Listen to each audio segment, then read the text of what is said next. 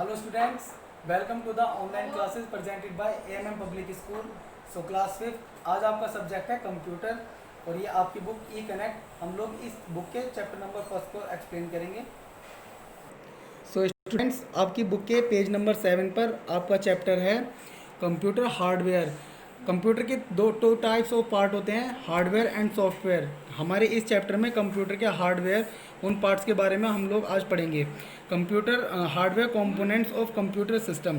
Computer system के जो hardware components होते हैं वो किस टाइप्स के होते हैं? वो 4 टाइप्स के होते हैं। इनपुट डिवाइसेस होती हैं, प्रोसेसिंग डिवाइसेस होती हैं, आउटपुट डिवाइसेस होती हैं और स्टोरेज डिवाइसेस होती हैं। हार्डवेयर होता क्या है? कंप्यूटर हार्डवेयर पार्ट्स जो होते हैं वो पार्ट्स होते हैं जिन पार्ट्स को हम लोग अपनी आंखों से देख सकते हैं और अपने हाथ से टच कर सकते हैं। उन पार्ट्स को, उन कंप्यूटर के पार्ट्स को हम लोग कंप्यूटर के हार्डवेयर पार्ट्स बोलते हैं।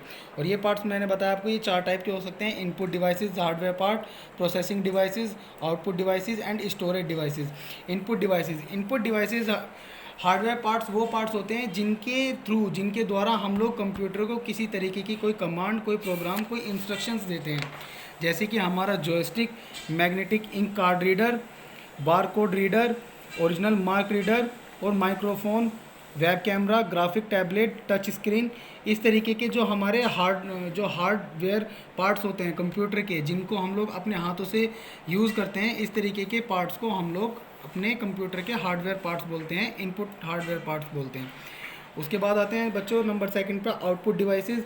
आउटपुट वो डिवाइसेस होती हैं जिनके द्वारा हम लोग अपने हमको जो कंप्यूटर रिस्पॉन्ड करता है, जो हमको कंप्यूटर रिजल्ट भेजता है, उन रिजल्ट्स को हम लोग देख सकते हैं। जैसे कि मॉनिटर पे हम लोग देख सकते हैं कि हम लोग जी कंप्यूटर पे जो वर्क करते हैं वो हमारे सामने डिस्प्ले होता रहता है।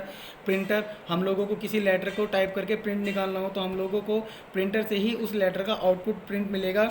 प्लॉटर से हम लोग को किसी चीज़ का, किसी पिक्चर का डिज़ाइन प्रिंट करना हो तो हम लोग प्लॉटर से करते हैं। स्पीकर से हम लोगों को किसी वीडियो का, किसी म्यूज़िक साउंड का, म्यूज़िक क्लिप का साउंड सुनना हो तो हम लोगों को स्पीकर के लिए यूज़ करते हैं।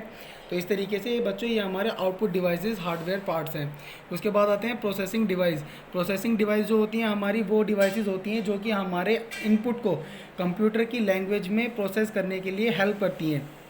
जैसे कि सीपीयू कंप्यूटर का सबसे मेन पार्ट होता है और इसके अंदर के जो पार्ट्स होते हैं जैसे कि motherboard, switch mode, power supply, ports, इनके थ्रू हम लोग अपने इनपुट डिवाइसेस को में वर्क करके कंप्यूटर को कमांड सेंड करते हैं और फिर कंप्यूटर अपनी लैंग्वेज में उसको रीड करके हम लोगों को आउटपुट डिवाइसेस के द्वारा उसका रिज़ल्ट भेजता है।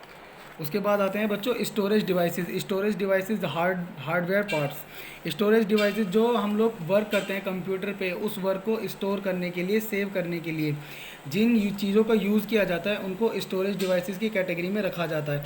जैसे कि रैंडम एक्सेस मेमोरी कंप्यूटर की अपनी खुद की मेमोरी होती है जो कि कंप्यूटर के अंदर फिक्सेबल होती है। हम लोग इसको रिमूव भी कर सकते हैं और इसका दोबारा से यूज़ भी कर सकते हैं।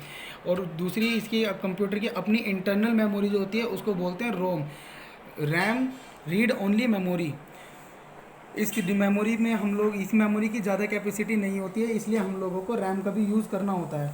इसके अलावा बच्चों स्टोरेज डिवाइसेस कुछ सेकेंडरी टाइप की भी होती हैं, जैसे कि सीडी ड्राइव में हम लोग किसी सीडी का यूज़ करते हैं तो उसको हम सीडी रोम कहते हैं। फिर उसके बाद आता है डीवीडी में भी हम अपने किए हुए भी किसी भी वर्क को स्टोर कर सकते हैं, सेव कर सकते हैं।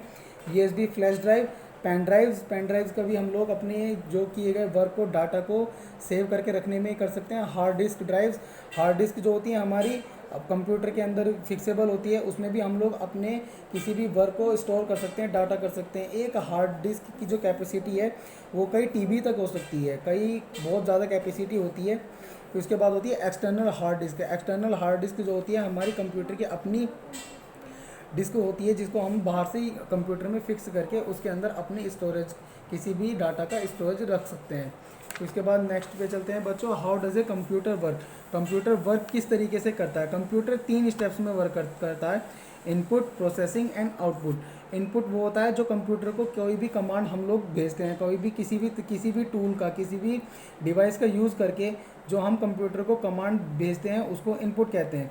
फिर प्रोसेस, कंप्यूटर के अंदर पार्ट्स होते हैं मदरबोर्ड, जिसमें कि कंप्यूटर अपनी लैंग्वेज में हमारी इनपुट को रीड करके उस पर प्रोसेस वर्क करता है, और फिर उसके बाद आता है आउटपुट, और उस प्रोसेस वर्क के कंप्लीट होने के बाद जो उस इनपुट का रिज़ल्ट निकलता है उसको आउटपुट के रूप में हमको कंप्यूटर वापस देता है। तो बच्चों, इस तरीके से ये आपका चैप्टर फर्स्ट कंप्लीट हो जाता है। आपको इस चैप्टर को स्टार्टिंग से एंड तक दोबारा से रीड करना है।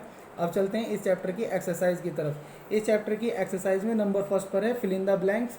इनको फिल करके आपको इनकी फ़ोटो सेंड कर दी जाएगी। नंबर सेकंड पे आते हैं ट्रू एंड फॉल्स। इनको भी फिल करके आपको इनकी फ़ोटो सेंड कर दी जाएगी। नंबर 3 पे आते हैं क्वेश्चन आंसर।